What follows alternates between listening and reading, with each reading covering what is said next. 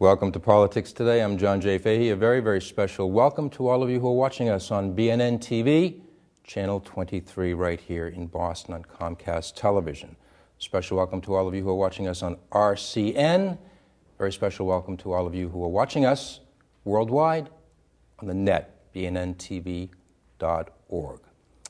We're cablecasting live right here at BNN, and we welcome your concerns, your questions, and give us a call, 617-708-3280, 617-708-3280. Congratulations are in order. Dan, welcome. Thank you. Dan Hunt, 13th Suffolk District That's Representative. Right. And you have been representative now for about 5 or 6 months. And weeks. Oh, weeks. That's right, weeks.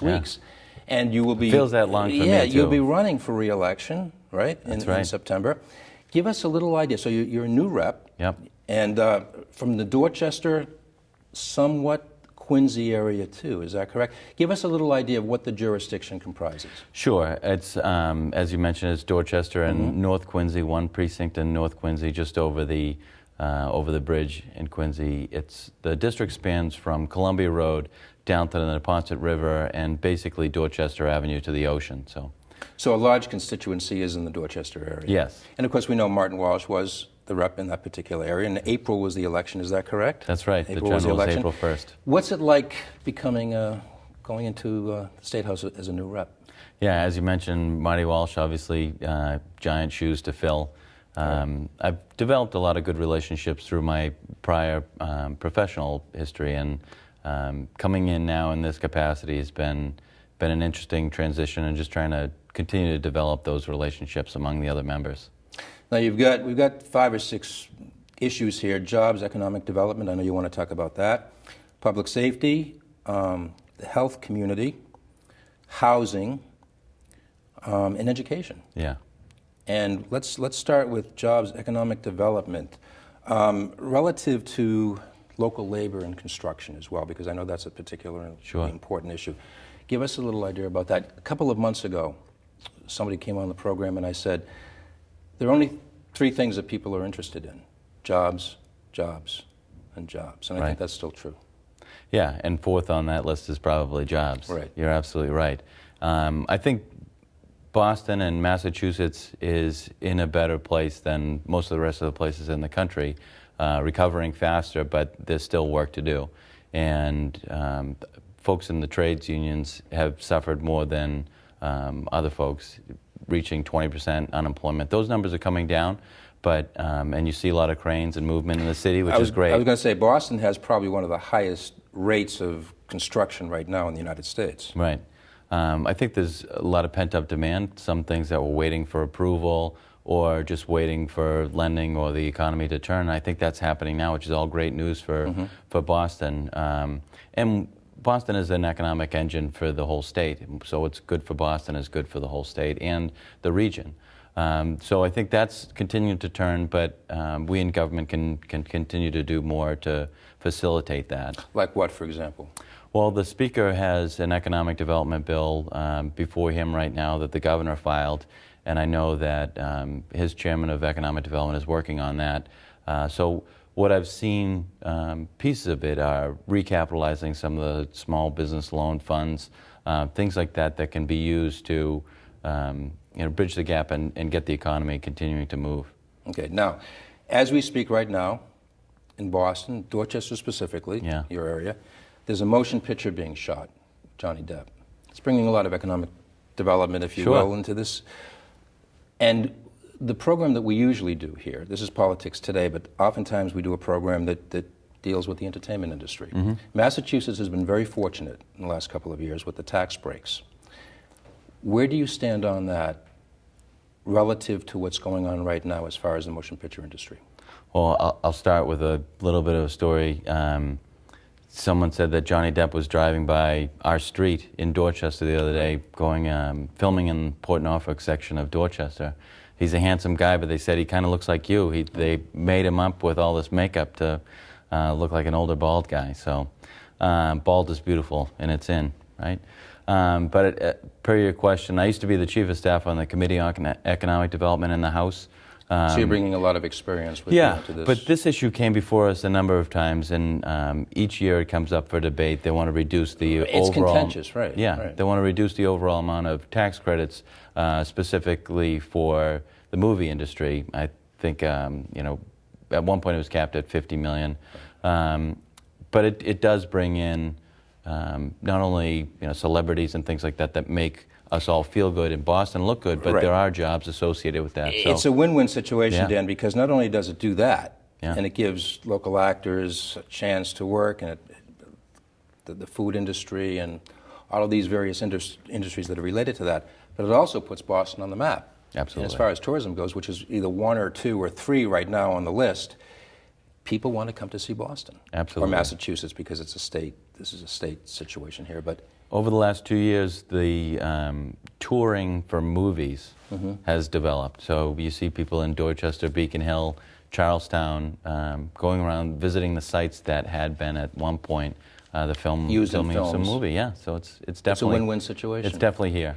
All right, another issue here, public safety, increased funding in community policing. Yeah, I think it's so important. The mayor's been talking about it for a while. I, along with Representative Nick Collins from South Boston, have worked to try and get some dedicated patrols for the state police because they're underfunded, and as a state agency, that's what our state, on the state level in the state budget, that's what we can do. We also tried to get additional funding to the city of Boston, particularly for that purpose. The mayor, I was with him when he unveiled his gun buyback program. Right. And which has been successful, right? I think it's been extremely successful. I'm going to misquote him, but he said the other day that at a public meeting in Roxbury that last year 600 guns were turned in or recovered in the course of the entire year. This year, we're in May, and they've already gotten over 500. So they're going to project it out to 1,000. And I think even though there are critics saying that we should be using our resources elsewhere, getting any gun off the street, I think, is a success. Okay. Looking at education, expansion of educational services. Sure. You mentioned that on your website as well. Go into that a little bit. Well, I think pre-K, early pre-K and extended day learning. Obviously, we have to work within the current funding and administrative services, but if we have productive things for kids to do after school, particularly. So early education has everyone on the same level when they're in school. And then after school programs, whether it's extended learning and athletics to get kids off the street. We're also talking about preventive measures here. But Sheriff Tompkins said the other day that it cost him about $46,000 a year to have someone in prison. And I think we spend about $17,000 educating our kids per year. So any more dollars for education that we can continue to provide keeps people off the street. Okay. Housing is a particular concern. Sure. And we're talking about a city, Boston, of all the cities in the United States, the metropolitan cities, Boston has the largest percentage of young people. And of course, a lot of that is because we have so many college kids here too. But we do have a lot of elderly. And we have issues about elderly housing. And I know that comes up not only in Boston, but statewide. Sure. There's 12 different issues just outlined in that one sentence. 1 in 3 Boston, we have 1 in 3 people that live here are under 35. Okay. And then when you go 36 to 45, we drop to, I think, 20th on the list in the country. So why are those people leaving? And what I'd like to do is see continued smart development that fits within the fabric of a neighborhood, and just so it reduces the overall cost. What is that exactly? So I think there are vacant lots but instead of putting an 8-family condo units, if we can, if they're all 3-deckers, let's build 3-decker condos or townhouses. You talked about the elderly. The people that I talked to during the campaign and otherwise, there are 1 or 2 very strong housing units for the elderly in Dorchester, but we need to expand that because, the baby boomers coming through that. And you go to a lot of events. Oh, yeah. An enormous amount. In fact, you're going to be at an event a week from Sunday, is that right? That's right. Dorchester Day Parade. Dorchester Day Parade. And on that parade route, then, you're going to see a lot of constituents. Yes. And what would you say is the most overwhelming question and concern that the constituents in your district have? I think above all, outside of an issue, people want to know that you're working hard, and people appreciate that. I am getting out to the different events and working hard at the State House. I think, yeah, geez, that's a difficult question. People care about basic quality of life issues, so transportation, constituent services. The quality of our roadways. We didn't talk about transportation yet. What, under the realm of the MBTA and transportation services in the Commonwealth, where do you fit with that? Well, the legislature last year took up an overall comprehensive transportation package, and I think the MBTA right now is considering a bit of a fare hike. I'm concerned about people on a fixed income, right, particularly the elderly and... Because it's already gone up. It went up about a year and a half ago, too. Right. So we need to figure out a way. We've got the oldest train system in America, over 100 years old, but we have to figure out a way that we make it more sustainable. And what I said to the Secretary of Transportation, I'm all for building other transportation opportunities throughout the whole state, but I think they need to be tied into some form of economic development. Example would be? Well, if we're going to extend the Green Line to Somerville, which I think makes sense, that's going to transform and increase the overall economic viability of that neighborhood. We should absolutely do that. If we're building a bridge somewhere, we should take those things into consideration. Upgrading one of the train systems, things like that. 617-708-3280, 617-708-3280. We're speaking with Dan Hunt, 13th Suffolk District, Dorchester and North Quincy. North Quincy. What else is going on in the district? Yeah, so we're in the middle of the end of the session. So I came in, as you mentioned, on a special election. Right. I was sworn in the middle of April and on a 2-year legislative session. So that comes to the end July 31st. So right now it's a mad scramble to get up to speed on the various pieces of legislation that are floating through. We don't have a great understanding what's going to rise and what's not, but all of that work has to be completed by July 31st. And we're talking about a $36.6 billion budget? Yeah, absolutely. So the House did our budget 2 weeks ago, and although I missed the filing deadline, was able to advocate for, as I mentioned, the public safety pieces, additional funding for our public schools, through fully funding the charter school line item. But the next work is getting through this economic development piece, seeing what the Senate does in their budget that they're deliberating right now.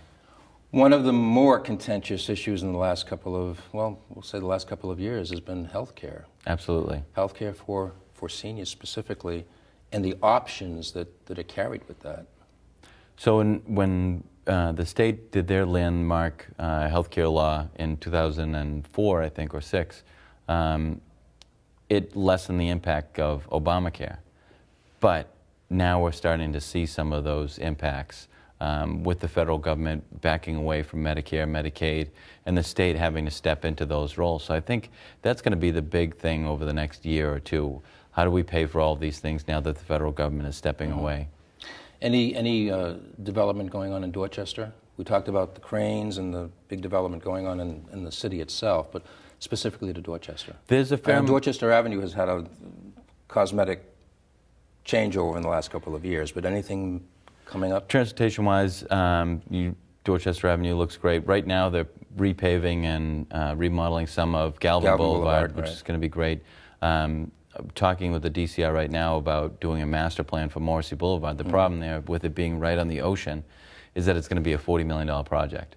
But the governor is committed to doing it, and I'm going to be on the phone with him, making sure that a lot of development going on in Morrissey Boulevard, especially with UMass Boston. Absolutely, and an upcoming move perhaps with the Boston Globe. Right. So I think I don't know what the exact square footage is at the Globe, but that's going to make or break that whole neighborhood. It's going to be an impact in that area. And there's no question. There's a number of active citizens, especially in the Columbia Savin Hill Civic Association, that's actively working on that. So they set up a working group. We want to make sure that the master plan for Morrissey Boulevard is preserved, that whatever ends up there fits within the fabric of the neighborhood, because Morrissey Boulevard is already at a capacity. So we need to make sure that whatever goes in there fits within the current framework. UMass Boston has always been a flagship for Boston and for the neighborhood, but that also has to balance in with that unique character. Now they're in the middle of their master plan now. Is that correct? Yes. So they're redoing all the buildings, and they moved the utilities from one particular location to the streets, and then they'll all have independent utilities like a normal system would have. So they're in the middle of that, and it's going to be a beautiful campus. It already is. It already is, sure. But the buildings will reflect its placement next to the JFK Library and next to the ocean, Dorchester Bay. Now, if somebody wanted to contact you, you have a website. Sure. Because you're a rep, of course. But if they wanted to contact you in your office, how would they get in contact with you? So my email is daniel.hunt@mahouse.gov. My district phone number is 617-722-2060. And my personal email is danhuntforrep@gmail. A lot of things happening in the district. Lots going on. Stay with us. We'll be back shortly with Martin Keogh, candidate for Register of Probate, right here on BNN TV. Oh, those boys are much too much. Those boys are much too much. We got the spirit. We're hot. We can't be stopped. We got the spirit. We're hot. We can't be stopped. We're going to beat them and bust them.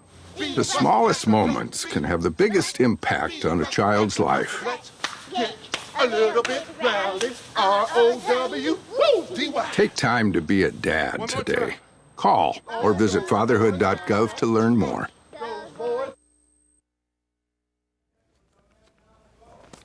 Back with Dan Hunt on BNN TV Politics Today. Welcome back, Dan. Thank you. The housing stock in the district, this District 13. Yeah. What are we looking at as far as the housing stock and the projections of that?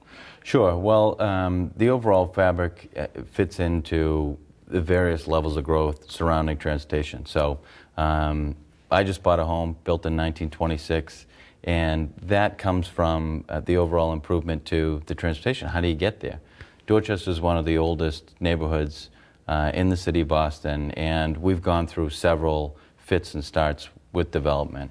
But right now we've got very active civic groups that are approving the various projects. So I think in South Boston you see some of the developers trying to cram in dense. But wouldn't the zoning factor into that, though?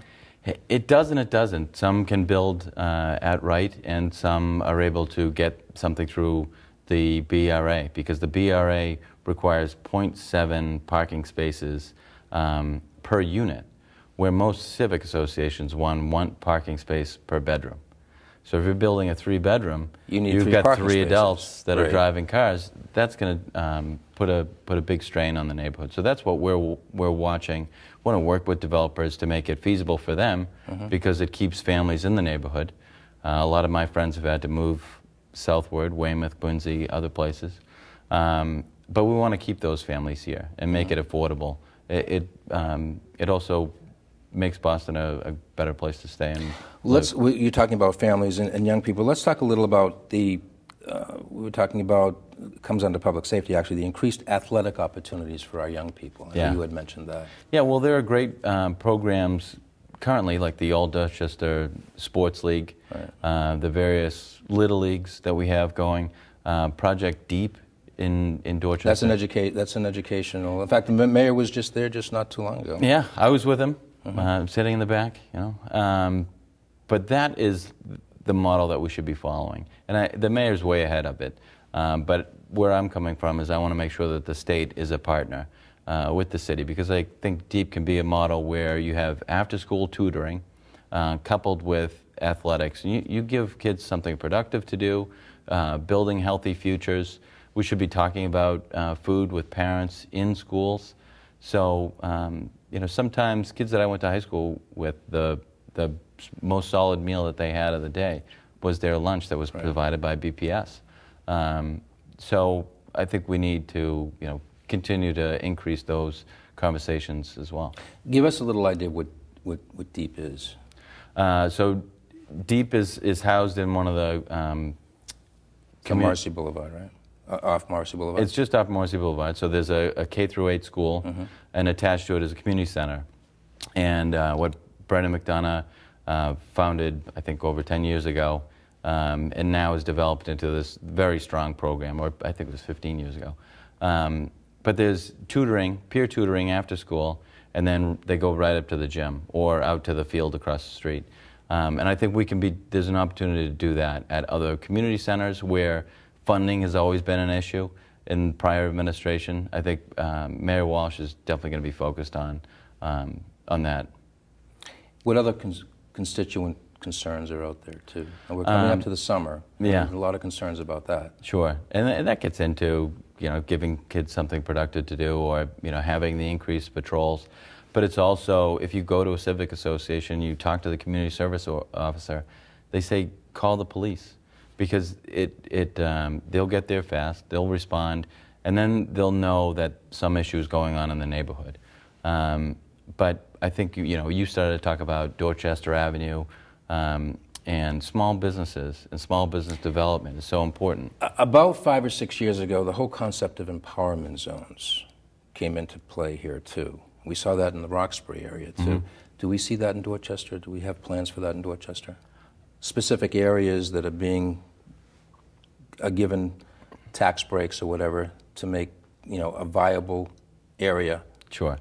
What we've got separate Main Streets programs. Right. That have been funded, that have been part of the beautification piece. That's how Dorchester Avenue kind of got done, kind of put that on the state. But what I'm talking about is small business development, bringing landlords to the table and allowing small business loans for unique businesses. So we've got a yarn store on Dorchester Avenue that's been a raging success, but for other means, it would be difficult for someone to get financing for something like that. I think there's an opportunity for the state to step in. We've got a couple bike stores and things like that, but I think, outside of restaurants and supermarkets, liquor stores, we need to certain businesses that wouldn't be able to obtain those loans previously. Yeah. That's sort of like an empowerment zone too, because you're giving a particular area that wouldn't normally get funding. Yes, exactly. So that's something that I'm talking to the Speaker about, to make sure that that's included in this bill that's coming forward. Well, Dan, thank you very much for being on the program. Hey, thanks a lot. It was great and being the here. election, now, the election is when? In September? So I came in on a special election, so I have to run again right now for September 9th. Okay. Any issues happening here that you want to address? There's no formal opposition, but it's important that everyone get out and vote. And if you live in Dorchester or Quincy, I'd appreciate your vote on September 9th. Stay tuned. We'll be right back.